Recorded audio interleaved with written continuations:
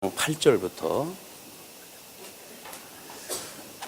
베드로전서 3장 8절 마지막으로 말하노니 너희가 다 마음을 같이하여 동정하며 형제를 사랑하며 불쌍히 여기며 겸손하며 악을 악으로 욕을 욕으로 갚지 말고 도리어 복을 빌라. 이를 위하여 너희가 부르심을 받았으니 이는 복을 이어받게 하려 하심이라. 그러므로 생명을 사랑하고 좋은 날 보기를 원하는 자는 혀를 금하여 악한 말을 그치며 그 입술로 거짓말을 말하지 말고 악에서 떠나 선을 행하고 화평을 구하며 그것을 따르라. 주의 눈은 의인을 향하시고 그의 귀는 의인의 강구에 기울이시되 주의 얼굴은 악행하는 자들을 대하시느니라 하였느니라. 12절까지 보았습니다. 일단 이번에 우리 공부할 내용은 일단 그 접속사가 그러므로 라고 마지막으로 말하노니 이렇게 시작이 되어지기 때문에 그 마지막이라고 하는 시점이 우리가 견인의 신앙생활의 실제 부분입니다. 2장 13절로부터 계속되어지는 이야기이기 때문에 2장 13절로 우리가 사회생활, 그 다음에 가정생활 이 내용을 쭉 확인했다 했는데 거기에 이어서 이제 마지막이라고 하는 부분이에요. 물론 우리가 마지막이라고 하는 부분을 개인생활로 해가지고는 4장까지 나눠 놓았고 5장에는 다시 교회생활로 이야기를 했는데 마찬가지로 교회생활이나 개인생활이나 신앙생활에 대한 부분이기 때문에 지금 마지막으로 말하노니 이거 연결되어진 이야기로 이제 진행이 되어집니다. 그런데 오늘은 특별히 이제 또 노아의 이야기가 나오고 하기 때문에 구약 성경서부터 전반적으로 한번 구도를 살펴봐야 될 것 같아요. 그래서 우리가 사도신경을 중심으로 해가지고 한번 성경을 확인하다 해봅니다. 사도신경에 우리가 전능하신 하나님 아버지를 내가 믿사오며 그렇게 이야기를 해요. 전능하신 하나님 아버지. 이건 우리가 이제 성부 하나님을 이야기합니다. 성부 하나님을 내가 믿사오며 그리고 이제 두 번째로 해서 우리 예수 그리스도 독생자 예수 그리스도를 믿사오니 이렇게 이야기를 해요. 예수 그리스도, 우리 이제 독생자 예수 그리스도. 근데 이거는 이제 우리 성자 하나님에 대한 이야기예요. 사도신경을 외울 때. 근데 우리 독생자 예수 그리스도는 성령으로 잉태하사 이렇게 이야기를 하죠. 성령으로 잉태하사 동정녀 마리아에게 나시고 이렇게 동정녀 마리아에게 나시고 본디오 빌라도에게 고난을 받으시고 그리고 십자가에 못 박아 죽으심을 당하시고 사흘 만에 부활하사 그리고 이어지는 이야기가 하늘에 오르사 그렇게 이야기를 해요. 하늘에 오르사 그다음에 하나님 보좌 우편에 앉아 계시다가 이거로부터 산 자와 죽은 자를 심판하러 오시리라 재림하시리라 이렇게 이제 우리 신앙 고백을 했어요. 근데 성자 하나님에 대한 걸 이렇게 이야기를 하고 성령 하나님을 믿사오며 이렇게 이야기를 하죠. 성령 하나님에 대한 이야기예요. 성령 하나님.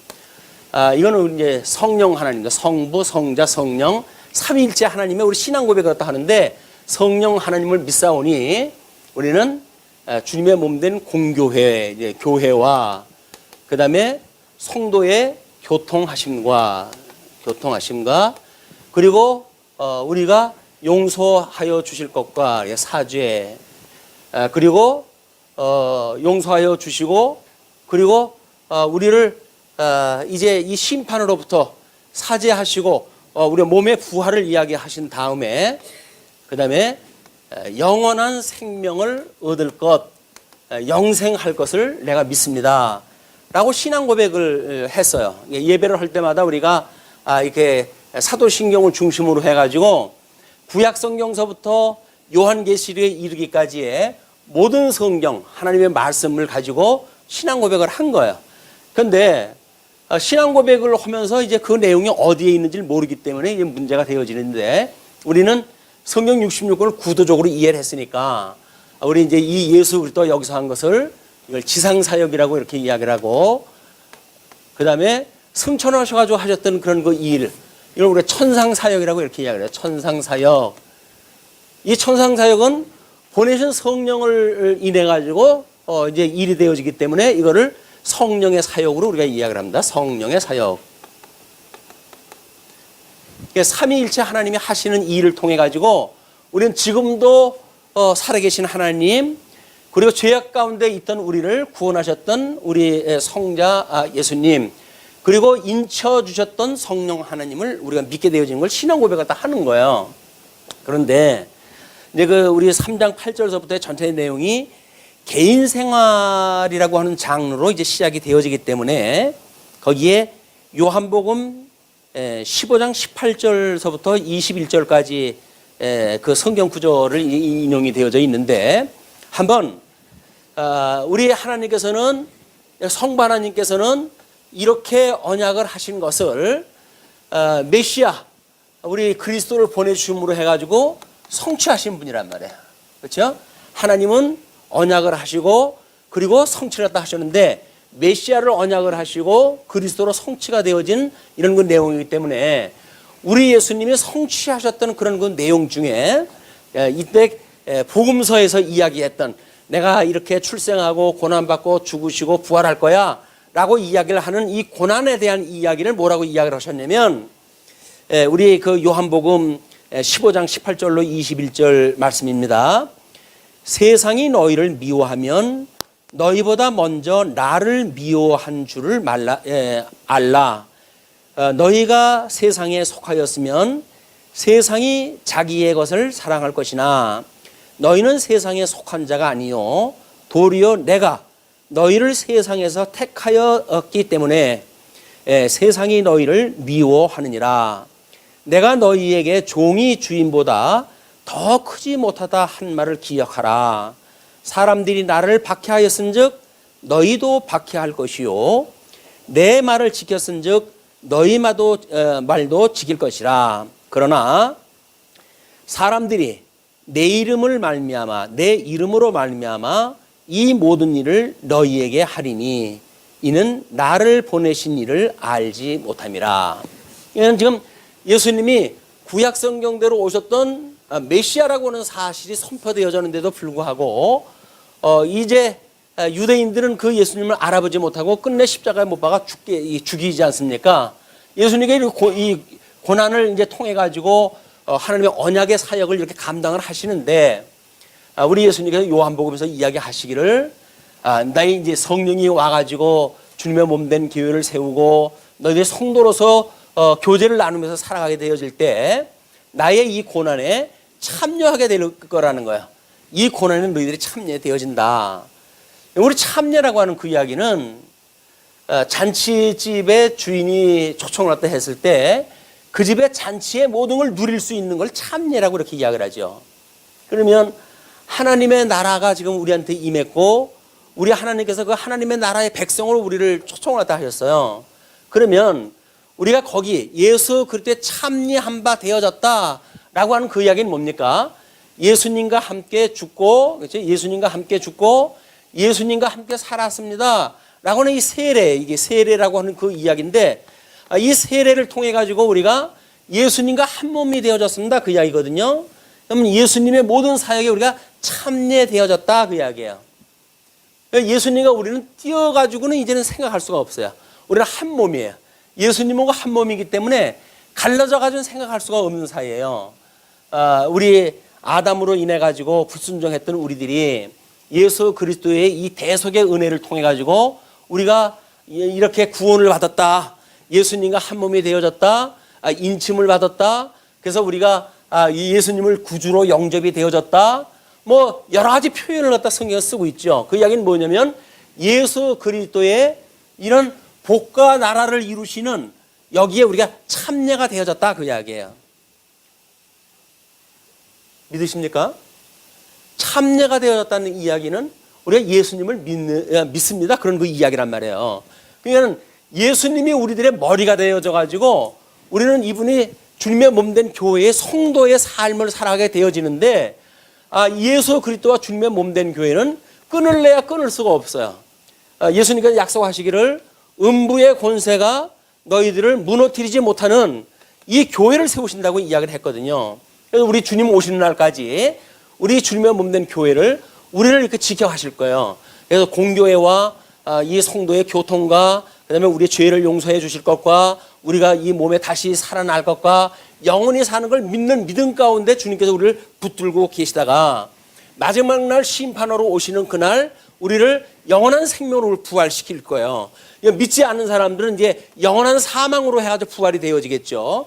이걸 우리가 지옥에서 산다고 이야기했다 하는 거예요. 우리는 천국에서 산다고 이야기를 하는 겁니다.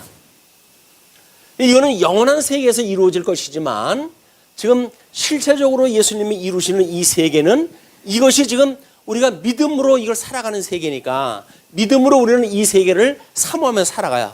주님께서 마지막 날 우리 영원한 생명으로 우리를 구원하실 거야. 이걸 믿고 우리가 살아가게 되어진단 말이에요.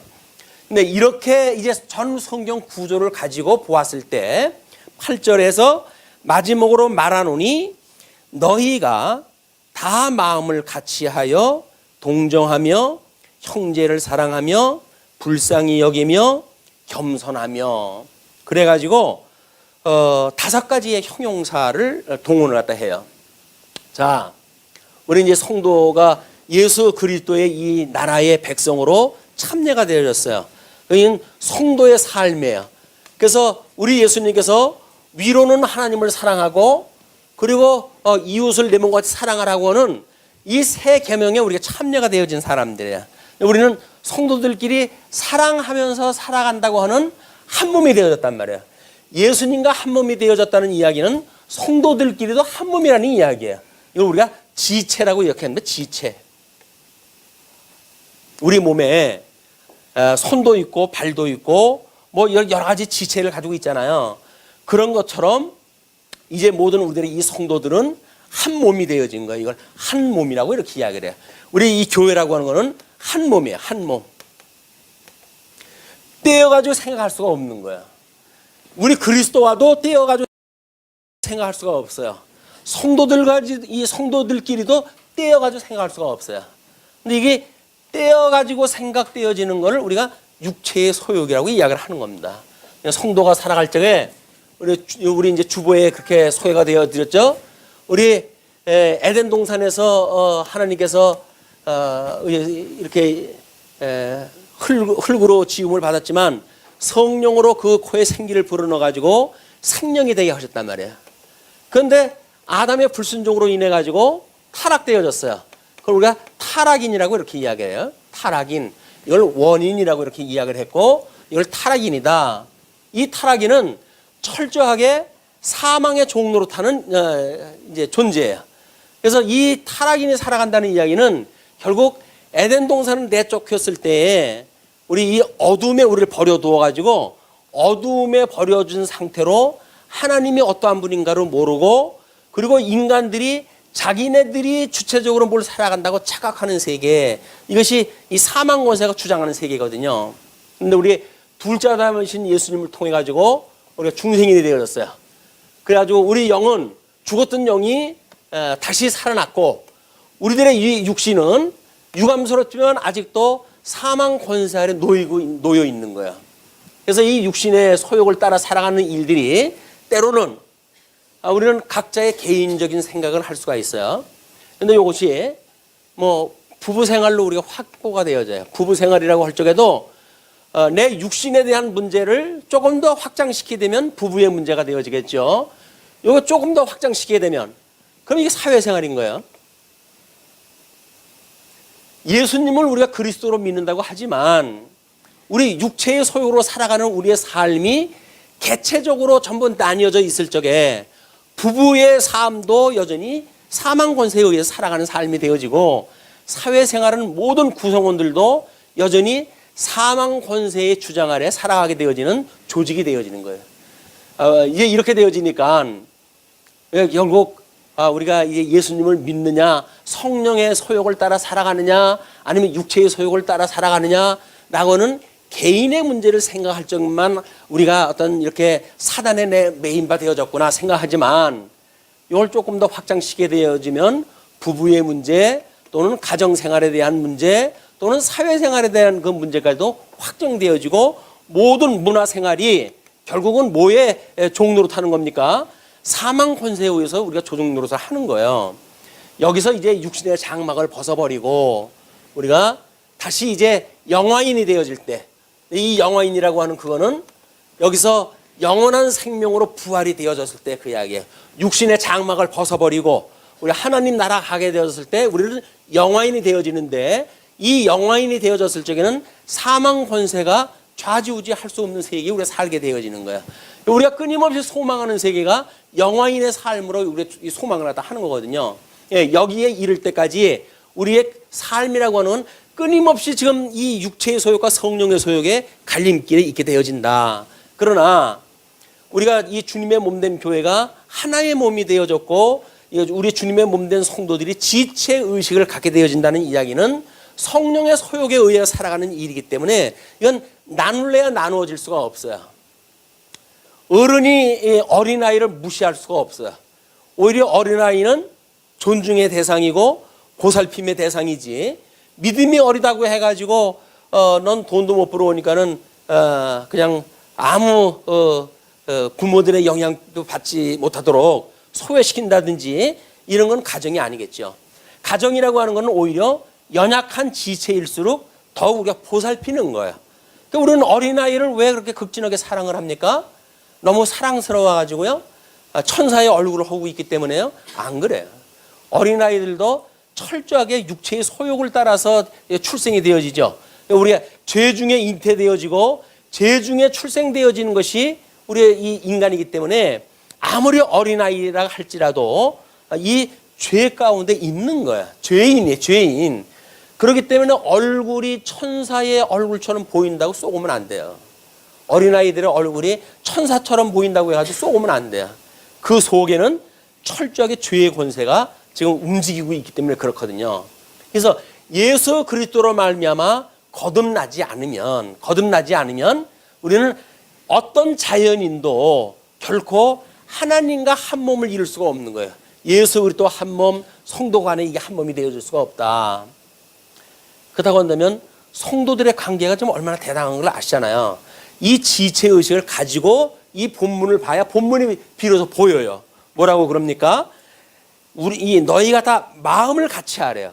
자, 마음을 같이 하라는 거 우리가 이제 이렇게 영과 육으로 지음을 받았고 우리 이제 이 중생이라고 했을 때 마음이라고 이야기를 했어요. 이걸 영성이라고 그랬고 지성이라고 그랬고 심성이라고 그랬고 감성이라고 이야기를 했고 덕성 부분으로 우리가 인격을 갖다 5개 부분으로 이제 나눠놨단 말이에요. 그런데 우리 과거에는 어둠에 우리가 버려진 상태가 졌기 때문에 우리 영이 죽어져 있던 상태 아니에요. 우리 영은 죽어져 있던 상태예요. 그래서 이 어둠에 내어버렸던 우리들은 모든 지성이 우준하게 되어졌다고 그랬어요.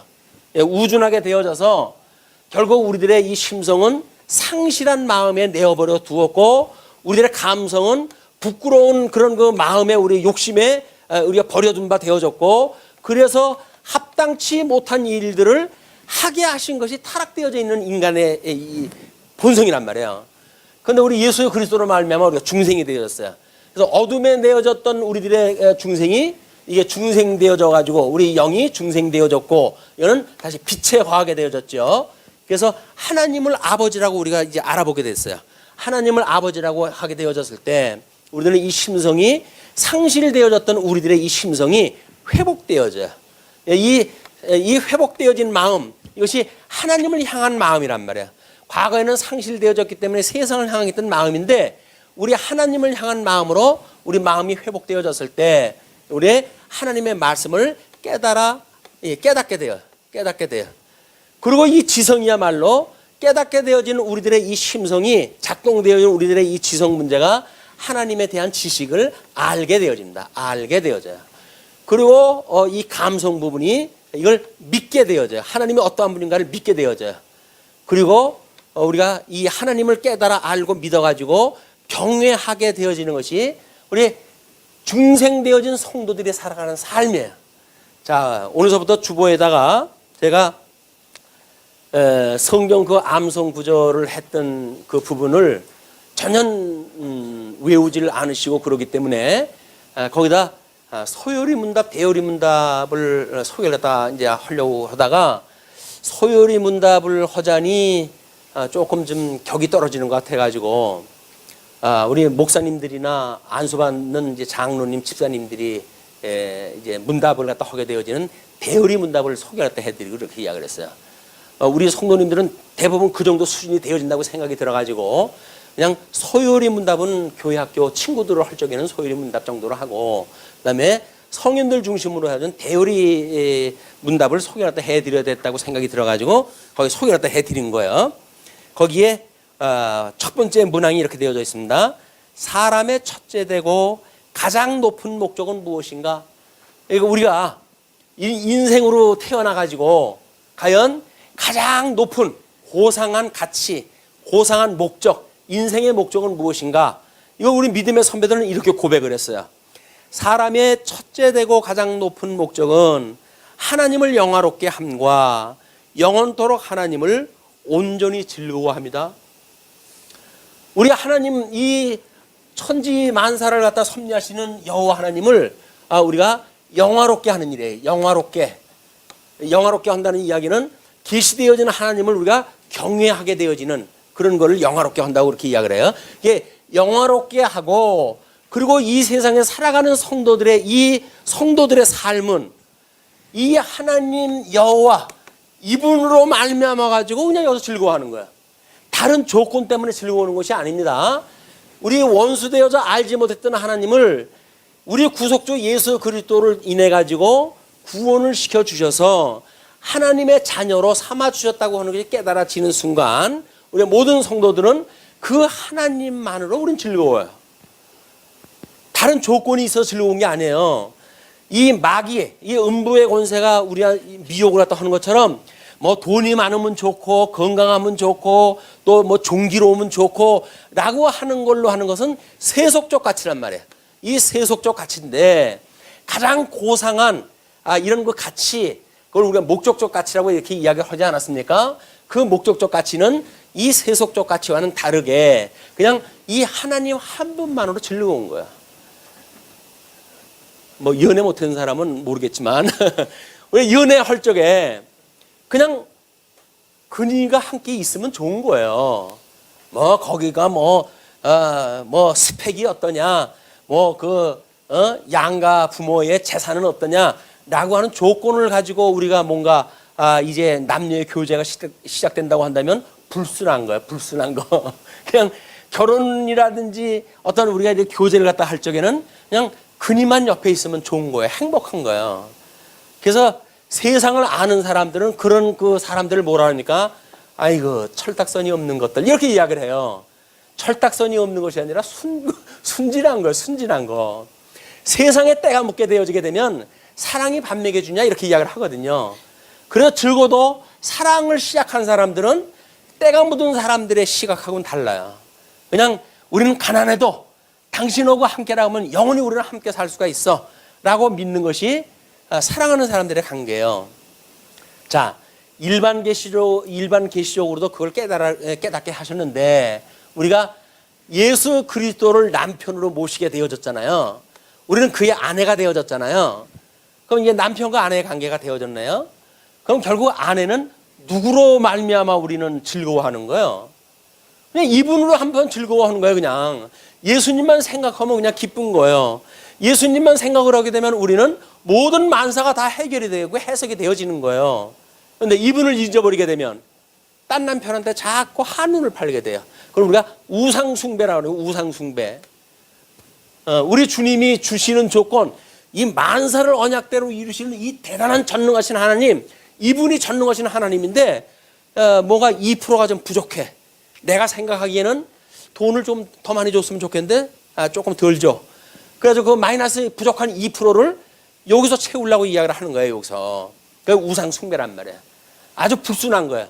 하나님이 보시기에는 너 나를 갖다 무시해? 라고 할 정도의 시기심을 불러일으키는 일들이 여기서 이제 만들어지는 거거든요. 근데 우리는 만약에 성령의 충만함을 잊게 되어지게 되면 나는 이분 한 분만으로 족해요. 이분이 능력이 없다, 능력이 많다 이런 건 아무런 이유가 없어요. 이분이 십자가에 돌아가실 때 별 볼 일 없이 돌아가시더라. 거기에 뭐 그를 주는 그리스도시고 어쩌고 저쩌고 해가지고 수많은 사람들이 따라다녔는데 예수님 십자가에 못 박으실 땐 다 터져버리잖아요. 그냥 아무것도 아닌 것처럼 보이시는 이분일지라도 우리는 그분과 함께 죽을 수 있으면 행복하다고 믿어지는 거예요. 그게 고난주간의 의미입니다. 지금 우리가 사순절 마지막 이제 걸로 해서 지금 이제 고난주간을 지나가고 있잖아요. 예수님과 함께 우리가 어떻게 그 고난에 참여하는가. 그분이 죽으신다고 하는 그 죽으심이 세상의 이 모든 만사에 있어서 가장 고상한 일인 걸 우리가 깨닫게 되어진 거예요. 아, 저분이 나를 살리시기 위해서 죽으셨네? 라고 하는 걸 깨닫게 되어지는 일이니까 그를 겨우 나를 위해서 죽으셨다고 보여지질 않고 능력이 없어가지고 죽는 그래가지고 하나님을 저주하고 그리고 죽어버려라 라고 했던 욥의 그 망나니 같은 부인처럼 그렇게 이야기를 하게 되어진단 말이에요.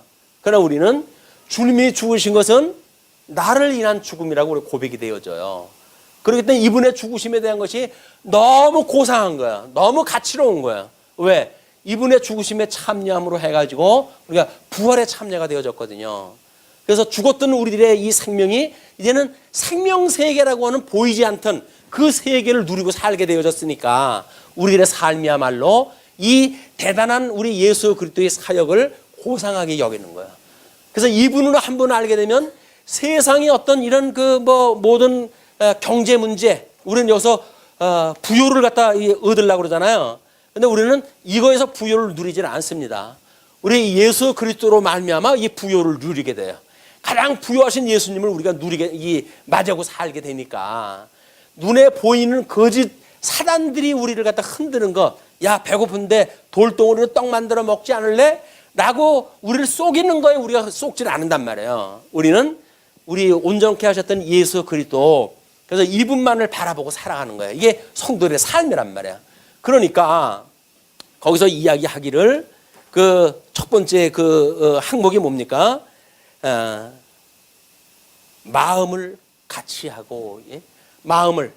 이 마음이 같아야 돼요. 이 마음이라고 하는 거는 우리 마음의 정의를 할 때 그랬잖아요. 생각 또는 감정 또는 뜻을 우리가 이렇게 가지고 있는 기억, 이것을 가지고 있는 것, 깃들이고 있는 것, 그것이 생겨나는 것, 이걸 마음이라고 한다. 자전적 의미를 우리가 그렇게 정의를 했어요. 그러니까 이 마음을 같이 한다는 이야기는 뭐예요? 하나님의 뜻을 아는 것, 그 하나님의 뜻을 믿는 것, 또 하나님을 향한 우리들의 그런 그 방향성, 이런 것들이 우리가 한 마음이 되어진 거야. 한 마음. 이 한 마음이 같으니까 다음에 뭐라 그래요? 그 마음을 같이하여 동정하며. 우리 이제 동정이라고 하는 거는 우리 과거의 그 성경에는, 개혁 성경에는 이거를 체휼한다 이렇게 이야기를 했어. 체휼. 근데 아무리 봐도 동정이라고 하는 뜻보다는 체휼이라고 하는 것이 전체 문맥 또는 단어가 가지고 있는 어떤 그런 의미를 봤을 적에도 체휼이라고 하는 게 더 성경적인 것 같아요. 쉬운 말이죠. 동정이라고 하는 거는 우리가 이 같을 동자에다가 이 어떤 이 정을 갖다 같이 한다는 그런 그 이야기니까. 근데 우리는 동정을 그렇게 보지는 않잖아요. 뭔가 가엾은 사람들을 우리가 이렇게 보살피는 일을 동정이라고 이야기를 하잖아요.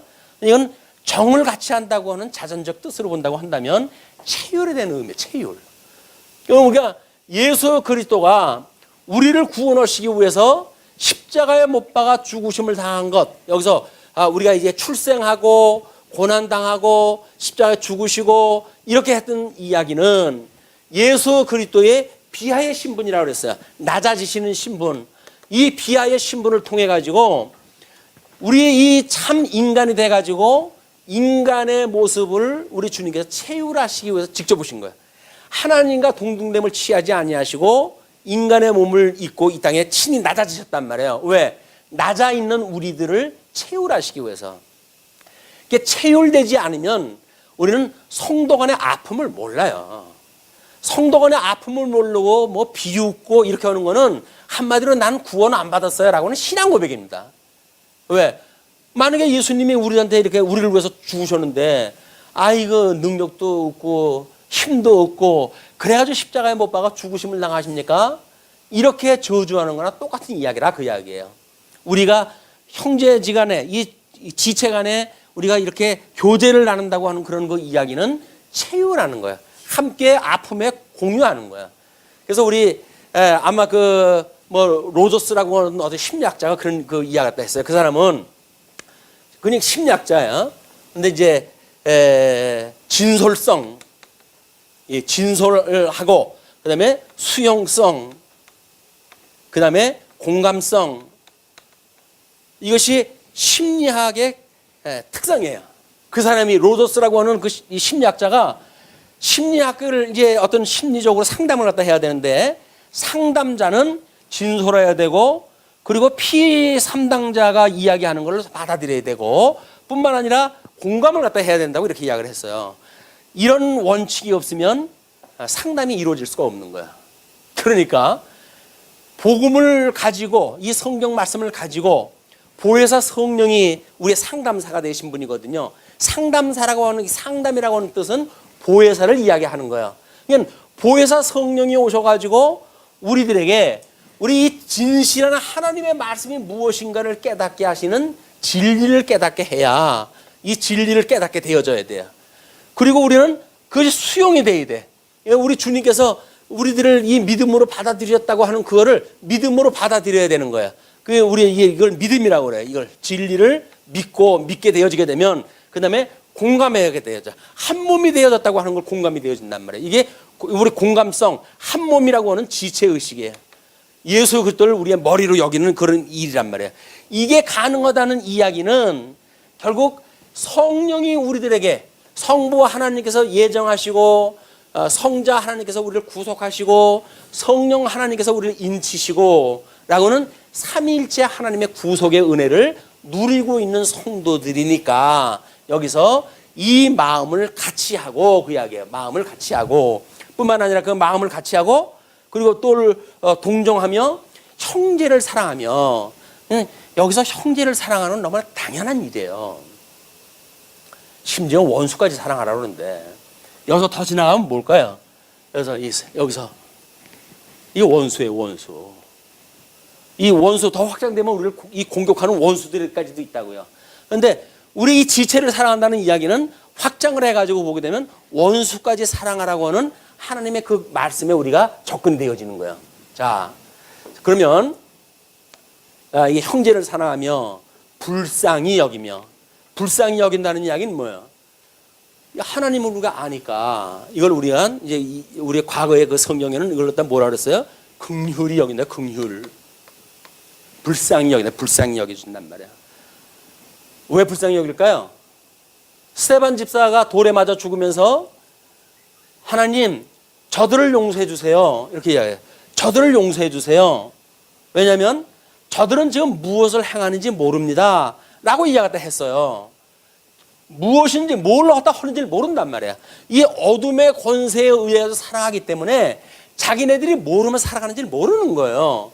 진리 세계를 중심으로 해서 봐왔을 때 우리가 음부의 권세 또는 예수님을 믿지 않는 사람들 또는 육체의 소욕에 있는 사람들이 성도를 고통을 갖다 준다든지 미워하고 질시하고 시기하고 이런 그 마음이 있다는 이야기는 이 사람들이 참 진리의 세계를 모르기 때문에 나타나는 현상이란 말이에요.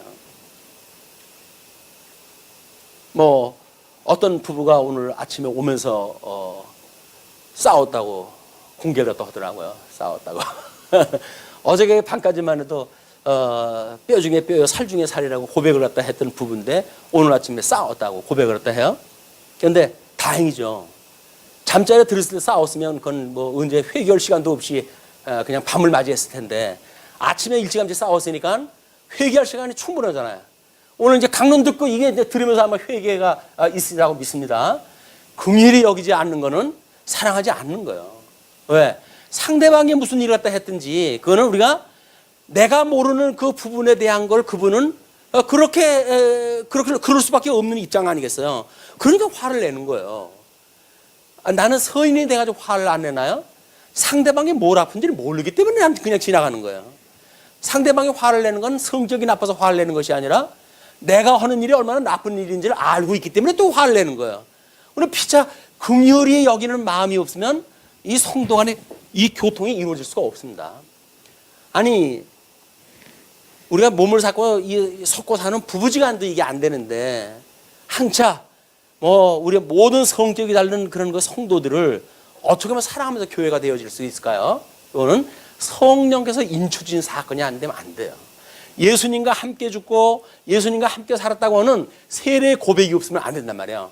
그러니까 너희들이 신앙생활을 할 때 이런 자세를 가지고 해라 그 이야기예요. 왜? 이미 복음서에서 우리 예수님이 그걸 이루시기 위해서 죽으시고 살아나셨잖아요. 그냥 너희들이 여기서 산다고 한다면 마땅히 이것을 기억하고 이 남편을 모시고 사는 성도로서 이런 삶을 살게 하실 거야. 왜? 지상에서 이렇게 주님께서 약속하셨던 것이 천상에서 성령을 보내주셔서 이루실 거거든요. 그러니까 예수를 믿는다는 이야기는 내가 이걸 해가는 것이 아니라 믿음의 열매로 이게 나타난다고 그러지 않았어요? 이게 우리의 열매로 나타난단 말이에요. 열매로 나타나는 거야. 어떻게? 상대방을 보게 되면 긍휼히 여겨져요. 그래서 나의 모든 괴로움을 갖다 오히려 다 포기를 갖다 해요. 그러니까 상대방을 위해 가지고 내가 죽어요. 내가 상대방을 위해서 죽는단 말이에요. 이게 죽으심에 참여가 되어진단 말이에요. 내가 자꾸 이기겠다고 덤벼드는 이야기는 살겠다는 이야기니까 하나님께서 죽여놔야 돼요. 그냥. 그래야 정신을 차리지. 근데 우리가 예수님을 생각하는 동안에 우리는 주님이 나를 위해서 돌아가셨지 라는 생각을 이렇게 기억하는 동시에 나는 죽어서 없게 되어진단 말이에요. 그리고 우리 주님이 부활하셨던 것처럼 성령의 소욕을 따라서 우리는 새로운 피조물인 걸 기억하다 하게 되어지는 거예요. 그래서 이 거룩한 품성을 닮아가는 성도로서의 이런 행위가 나오게 되어진다. 그게 성도를 사랑하는 이야기란 말이야. 이런 배경과 원리를 모르고 이걸 뜻풀이로 설명하는 건 아무 의미가 없어요. 자, 이렇게 이제 겸손하고 여기서 겸손하게 되어졌어요. 왜? 내가 하는 것이 아니라 머리 대신 주님께서 다 하시는 거니까 우리 주님께서 이걸 다 하시는 일이에요.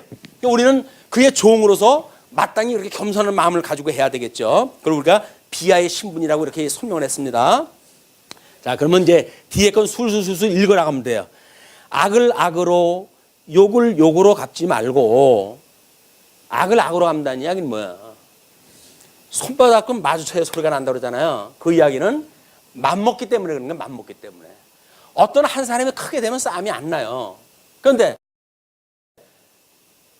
비슷비슷해. 그러니까 서로 자기가 높다는 거예요. 서로 높다고 그러니까 싸움이 날 수밖에 없죠. 그럼 만약에 우리가 하나님의 우리 주님을 믿게 되어지게 되면 우리 주님밖에 높으신 분이 없어.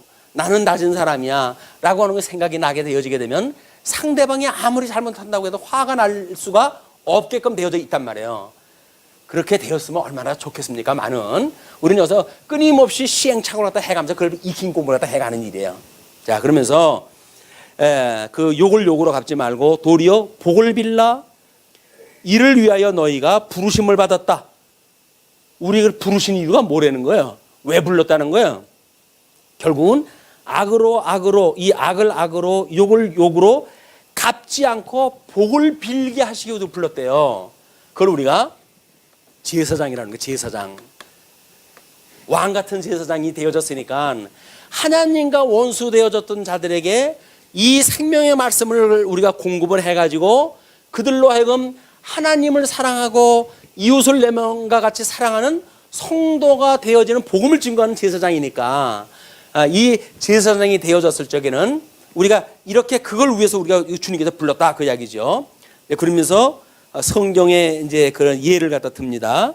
먼저 시편 37편 27절 말씀을 인용을 갖다 해가지고 이렇게 이야기를 해요. 그러므로 생명을 사랑하고 좋은 날 보기를 원하는 자는 혀를 금하여 악한 말을 그치며 그 입술을 거짓으로 말하지 말고 악에서 떠나 선을 행하고 화평을 구하며 그것을 따르라. 구약에 언약되어졌던 것은 누가 이루셨겠죠? 우리 주님께서 이루셨죠. 이 지상 사역을 통해서 그걸 다 이루신 거예요. 그래서 낮아지셨단 말이에요. 그렇게 이 말씀을 응하시기 위해서 낮아지셨으니까 우리 주님께서 성천하고 성령을 보내주셨어요. 이제 그 예수 그리스도를 믿는 우리들은 마땅히 주님께서 이루셨던 그 언약대로 이루어질 거니까 너희들은 그렇게 믿음으로 살아가라, 그 이야기예요. 믿음으로 살아가라. 그러면서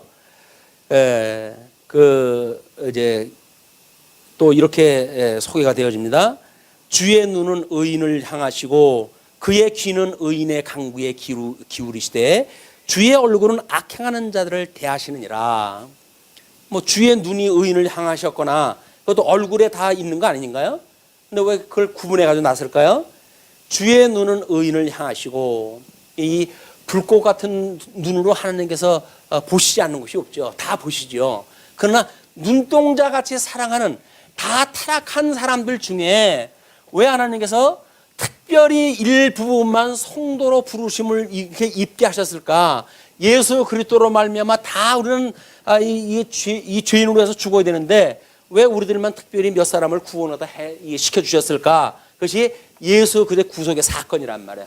이 사람은 하나님께서 눈동자같이 우리 여기셔요. 눈동자같이. 하나님 앞에서 살지 않은 사람들이 다 없어요. 이 죄인들도 다 이 지옥의 사단의 권세들도 전부 하나님 앞에서 살아가는 사람들이에요, 이게. 그러니까 우리들은 하나님께서 우리는 특별히 하나님의 이 모든 절대 주권자 아래 살아가지만 특별히 우리는 눈동자같이 우리를 갖다 여기시고 여기선 수많은 소음들이 일어날 거야. 여기선 뭐 우리 이 사단의 권세 아래 살아가는 모든 사람들도 소원을 빌 거야. 뭐 이게 정월 초하루는 날만 되면 그냥 떠오르는 태양을 보고 뭐 와글와글 얼마나 시끄럽겠습니까? 그런데 하나님께서 귀를 열어가지고 이 귀를 특별히 열어가지고 성도들의 기도만 들으시래요. 이자들의 기도는 안 들어주셔요. 성도들의 이 기도만 들으신단 말이야. 그래서 눈으로는 여기서 이야기를 하는 거예요. 눈은 의인을 향하시고 그의 귀는 의인의 강구에 기울이시되 주의 얼굴은 악행하는 자들을 대하시느니라. 그래서 하나님 면전에서 숨을 자가 없기 때문에 다 심판을 당할 수밖에 없는 거예요. 자, 이거를 이제 우리 신약 성경에서 누가복음에서 이걸 이렇게 언약을 하셨어요. 누가복음 6장 27절로부터 36절까지. 자, 이제 제가 읽어드리겠습니다. 그러나 너희 듣는 자에게 내가 이르노니 너희 원수를 사랑하며 너희를 미워하는 자를 선대하며 너희를 저주하는 자를 위하여 축복하며 너희를 모욕하는 자를 위하여 기도하라. 대적하는 자를 위해서 기도를 갖다 해주래요. 그리고 이제 그뿐만 아니라 모욕하는 자를 위해서 기도하고 너의 입뺨을 치는 자에게 젖뺨을 돌려대며 내 겉옷을 빼앗는 자에게 속옷도 거절하지 말라. 내게 구하는 자에게 주며 내 것을 가져가는 자에게 다시 달라 하지 말며 남에게 대접을 받고자 하는 대로 너희도 남을 대접하라. 우리 예수님이 누가복음에서 이야기하신 거예요. 그 누가복음에서 우리 주님께서 이야기하셨던 건 뭐예요? 이렇게 내가 할 거야 라고 한 걸 약속을 하신 거예요. 이게 이렇게 할 거야. 그거를 지금 우리는 베드로 전서를 통해 가지고 우리는 이거를 주님께서 이렇게 하신다고 그러더니 이렇게 하시네요 라고 하는 걸 믿게 하는 이 열매를 보고 있는 거예요. 우리는 주님께서 복음서에서 언약하신 것을 천상에서 이걸 이루시는데 성령을 보내주셔가지고 주님의 몸된 교회 성도들이 교통하는 과정 중에 모든 것을 용서하고 사랑하고 심지어 미워하는 자를 위해서 축복을 갖다 하는 이런 데까지 주님께서 하게 하신다. 이게 주님께서 하게 하시는 열매란 말이야. 성령의 열매, 믿음의 열매요. 그렇게 해 가신다. 그 이야기죠. 그러면서 13절로 17절 보시게 되면 선을 행함으로 고난받는 것이 하나님의 뜻이라고 그래요. 하나님의 뜻. 하나님의 뜻이 왠지 좀 마음에 내키지는 않겠지만 하나님의 말씀이니까 들어야 되겠죠. 한번 보시죠. 13절. 또 너희가 열심으로 선을 행하면 누가 너희를 해하리요? 열심으로 우리가 선을 행한다고 한다면 다른 사람들이 우리를 왜 미워하겠느냐 그 이야기예요. 근데 그럴까요? 그게 없기 때문에 반전이 일어납니다. 뭡니까? 그러나 의를 위하여 고난을 받으면 여기서 선을 행한다고 한다면 우리를 해할 자가 없어요. 그 사람들한테 입맛 좋은 대로 해주는데 왜 우리한테 화를 갖다 내겠어요? 그럼에도 불구하고 이제 우리가 선을 행할 때 화를 당하는 일이 있어요. 그것이 바로 뭐냐면 우리가 의를 위하여 고난을 받는 거예요. 하나님의 이 의, 진리, 말씀을 우회해가지고 고난을 받게 되어지는데, 그거를 받게 되어서 고난을 받는데, 그러면 오히려 복 있는 자라네요. 그러니까 그들이 두려워하는 것을 두려워하지 말고, 그들이 두려워하는 건 뭐예요? 여기서 우리들의 원수대원들이 두려워하는 건 뭐예요? 이게 사망 권세가 너 내 말 안 들으면 죽어 라고 하는 죽음의 문제예요. 너 내 말 안 들으면 죽어 라고 하는 건 이 우리의 목숨을 죽일 수 있는 사단의 권세에 이것이 두려워하는 거란 말이에요, 이 사람들은. 근데 우리는 이걸 두려워하지 말고 뭘 두려워하라 그래요? 우리의 영과 육신을 다 죽일 수 있는 하나님을 두려워하라, 이렇게 이야기해요. 하나님을 두려워하라. 이 하나님은 영과 육을 다 죽일 수 있는 분이에요. 그러나 하나님을 모르는 이 사람들은 이미 영은 죽어져 있으니까 육신을 죽일 수 있는 이런 사단의 권세, 이들을 갖다 두려워하는 이 두려움에 너희들은 두려워하지 마라. 그러면서 이렇게 이야기를 합니다. 그들이 두려워하는 것을 두려워하지 말며 근심하지 말고 너희 마음에 그리스도를 주로 삼아 거룩하게 하고 너희 속에 있는 사망에 관한 이유를 묻는 자들에게, 그렇게 이야기, 우리가 그리스도를 주로 삼가지고 이렇게 거룩한 삶을 살 때 우리는 물어봐요. 사람들이 당신이 가지고 있는 소망은 도대체 뭐냐? 왜 이 땅에서 고난을 받고 사는데 그거에 대해서 그 의연하게 살아가는 이유가 뭐냐? 라고 묻는 거죠. 도대체 무슨 소망이 있길래 너희들은 이런 것들을 우습게 여기느냐? 그런 그 이야기를 할 때 그 이야기예요. 뭐라 그래요? 그렇게 하라고 그랬을 때, 소망에 관한 이유를 묻는 자에게는 대답할 것을 항상 준비하되 온유와 두려움으로 해라. 우리를 물어요. 묻는 거는 꼭 입으로만 묻는 것이 아닙니다. 가만히 관찰도 해요. 믿는 사람들 가만히 관찰을 갖다 해요. 저 사람이 믿는 것이 어떤가라고 하는 것이 묻는 거예요. 물을 때 우리는 여기서 하나님을, 이렇게 위로는 하나님을 사랑하니까 하나님을 사랑하는 자세로 해가지고 우리 준비를 갖다 할 적에는 어떻게 해야 되는 거예요? 그러니까 그거를 하나님에 대하여 항상 준비할 때 경외하는 마음, 두려움으로 해가지고 우리는 늘 이걸 조심을 갖다 해야 돼요. 하나님 앞에서 우리는 살아가니까, 이게 하나님이 우리 앞에서 이거 하는가, 기도도 또는 금식도 또는 구제도 다 하나님 앞에서 하는 것처럼 한단 말이에요.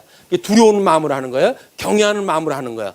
또 이웃을 사랑하라고 하는 성도들 간에, 지체 간의 이 관계의 삶은 어떻게 하라고 그러는 거예요? 그러니까 거기에서 항상 준비하는 것이 온유함으로 하래요. 온유함. 왜? 우리 예수님이 온유한 어린 양의 그런 어린 양처럼 돌아가셨잖아요. 어린 양 대신에 예수 그리스도를 믿는다고 한다면 우리는 그냥 온유한 거예요. 그냥 심성이 좋아가지고 부드러운 게 아닙니다. 예수님이 우리를 위해서 십자가에 못 박아 죽으셨다고 하는 것이 믿어지니까 1만 달란트 탕감받은 자들이 100데나리온 빚진 자를 용서 못 해준다는 이야기는 거짓말이에요. 그거는 1만 달란트 탕감받았다고 하는 걸 안 믿는 거예요. 그럼 내가 만약에 1만 달란트나 탕감이 받았다고 하는 게 너무나 고마워요. 하나님 앞에. 그렇다고 한다면 나한테 100데나리온 빚진 자, 아이고 염려 말고 내가 다 탕감해 줄게. 그렇게 하지 않겠어요? 그건 그의 모든 죄를 용서해 주죠. 온유함으로 부드러움으로 너를 용서할게. 나는 그보다 더 큰 죄인인데 더 큰 죄를 우리 주님께서 용서해 주셨어. 그러니 당신이 나한테 했던 작은 죄 내가 기억지 않을 테니까 염려하지 마. 이렇게 이야기를 하는 거예요. 그게 이제 오후 시간에 어떤 모습으로 드러나는지 오후 시간에 이제 확인을 딱 하시기로 하고, 자, 그렇게 하면서 그걸 이제 항상 그렇게 온유와 두려움으로 하고 선한 양심을 해라. 여기서 상실했던 이런 마음이 아니라 이 양심, 회복되어진 양심으로 해라. 왜? 양심. 착한 마음으로 양심을 가지라. 선한 양심을 가지라. 이는 그리스도 안에 있는 너희의 선행을 욕하는 자들로 그 비방하는 일에 부끄러움을 당하게 하여 함이라. 나중에 우리 주님께서 이제 와서 재림을 갖다 하실 거 아니에요. 그런데 우리는 그들에게 모든 선을 당했어요. 다 했어요. 다만 하나님을 위해서 의를 행하다가 이 사람들이 미워한 일이 있잖아요. 그 일은 우리 주님께서 재림하시고 심판하시는 날 우리들은 구원을 받고 그들은 우리를 핍박했다고 하는 이유로 해가지고 전부 징벌을 당할 거 아닙니까? 그때 그들이 부끄럽게 하신단 말이에요. 아, 저가 오래 참고 우리들의 그런 모든 환난을 이겨내더니 끝내 그는 구원을 받고 우리는 망하는구나 라고 하는 걸 스스로 깨닫게 되어지는 일이 이제 벌어진단 말이에요.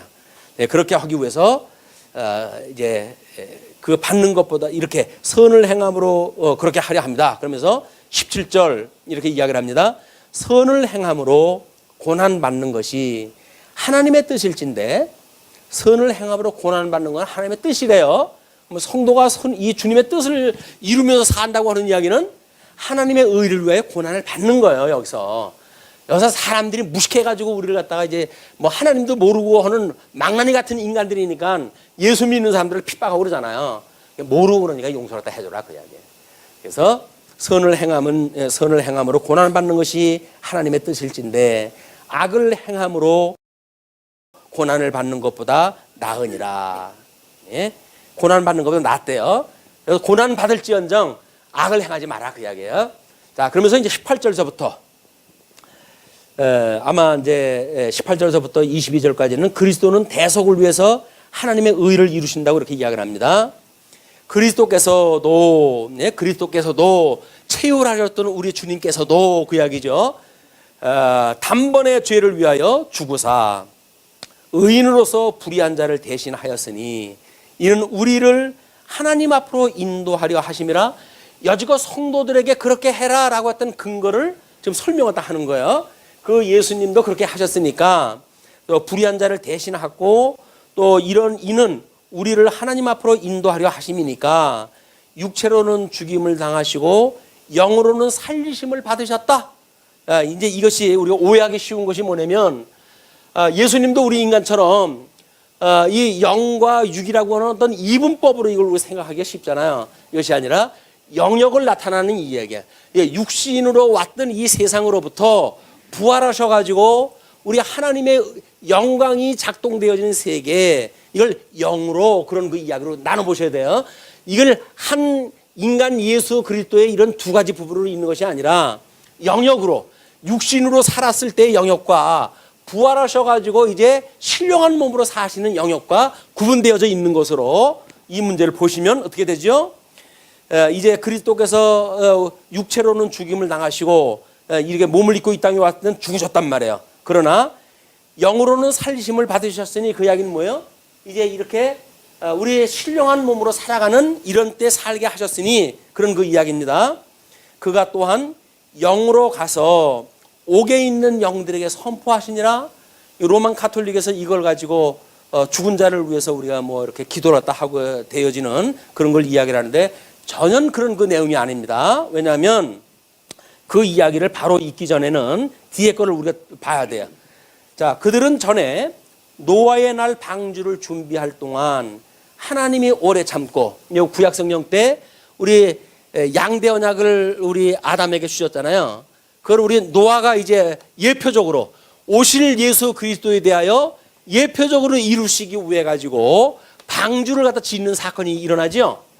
그 방주를 짓는 그 기나긴 시간 동안 끊임없이 얘들아 심판이 온다. 하나님 나라가 이제 곧 임하게 되어진다. 이 너희들한테 이 물심판이 임하게 되어진다. 다 회개하고 이 배에 타자꾸나 라고 해가지고 이 노아가 끊임없이 복음을 증거하잖아요. 그럼에도 불구하고 이 사망 권세 아래 있던 자들은 그 이야기를 안 들어요. 농으로 여겨요. 그걸 지금 이야기하는 거예요. 그들은 전에 노아의 날 방주를 준비할 동안, 그들이라고 하는 것은 지금 그 옥에 있는 영들을 설명하는 겁니다. 그들은 전에 노아의 날 방주를 준비할 동안 하나님이 오래 참고 기다리실 때에 복종하지 아니하던 자들이라, 불순종하던 자들이다 그 이야기예요. 방주에서 물로 말미암아 구원을 얻은 자가 몇 명뿐이니 겨우 8명이라. 이제 수많은 인생들이 있었는데 노아의 복음을 듣고 구원을 받는 자가 없었단 말이에요. 그런 거와 같이 우리 예수님이 와가지고 복음을 증거하는 지금도 수많은 사람들이 있지만 이 복음을 듣는 사람들은 얼마가 없다. 그런 그 이야기입니다. 물은 예수 그리스도께서 부활하심으로 말미암아 이제 너희를 구원하는 편이, 노아의 방주가 있었을 때 물심판이 일어났잖아요. 그 물이라고 하는 그것은 예수 그리스도께서 부활하심으로 말미암아 이제 너희를 구원하는 구원하는 표. 그것이 뭐예요? 구원하는 표가 세례란 말이에요. 세례. 그 물에서 죽고 물에서 살아나는 역사가 일어나잖아요. 이것이 그 세례란 말이에요. 그 세례니 그 이야기죠. 이는 육체의 더러운 것을 제하여 버림이 아니요 하나님을 향한 선한 양심의 강군이라. 그러니 사망 권세에서 뭐가 깨끗해져 가지고 여기에 탄 것이 아니라 예수 그리스도를 믿는 믿음으로 말미암아 우리가 의롭다고 칭함을 받는 거란 말이에요. 그래서 사망이 생명의 상kim바 되어진 것처럼 우리가 새 생명을 얻고 살아가게 되어진 성도가 되어졌으니 육체로는 아직도 육신의 소욕을 따라 살아가지만 우리의 이 영은 중생하고 거듭나가지고 성령의 감동에 의해서 살아간단 말이에요. 그렇기 때문에 우리가 성령의 감동이 있었을 적에는 우리의 육신도 성령의 소욕을 따라 살아가게 되어지지 않습니까? 이렇게 되어지는 것처럼 그 이야기예요. 선한 양심의 강군이라. 그는 하늘에 오르사 하나님 우편에 앉아 계시니 우리 예수님은 부활하셔가지고 어떻게 계시다고요? 승천하사 하나님 보좌 우편에 앉아 계시다고 그러잖아요. 그러니까 이분은 부활해가지고 하나님 보좌의 우편에 앉아 계시니 그 이야기예요. 그래서 천사들과 권세들과 능력들이 그에게 복종하느니라. 여기서 모든 비물질적 이성적 존재, 이미 천사라든지 뭐 이런 비이성적 존재들이 있잖아요. 권세라든지 이런 것들도 있잖아요. 그것이 우리 이 우편에 앉아 계셨던 주님 앞에 다 있는 것이다 그 이야기예요. 이 주님 앞에 모든 능력이 있다니까요. 성도들의 살아 모든 삶에 대한 영향력을 어디서부터 말미암는다고요? 주님께로부터 말미암으니. 우리 주님이 하나님 보좌 우편에 계시면서 이 구약에서 언약되어졌던 거 다 이루셨고 그거를 이루셨던 거를 이렇게 복음서에서 언약했던 것처럼 성령을 보내주셔가지고 이렇게 너희들한테 다 보여주는 것처럼 이루고 계시니 그 이야기예요. 능력으로 이걸 이루어 주시니 너희들은 이렇게 겸손한 마음을 가지고 여기서 겸손한 마음을 가지고 위로는 하나님을 두려워하고 경외하면서 살아가는 것이 만인 이 왕 같은 제사장으로의 삶이다. 이것이 너희들을 죄 가운데 있던 너희를 불러낸 이유야.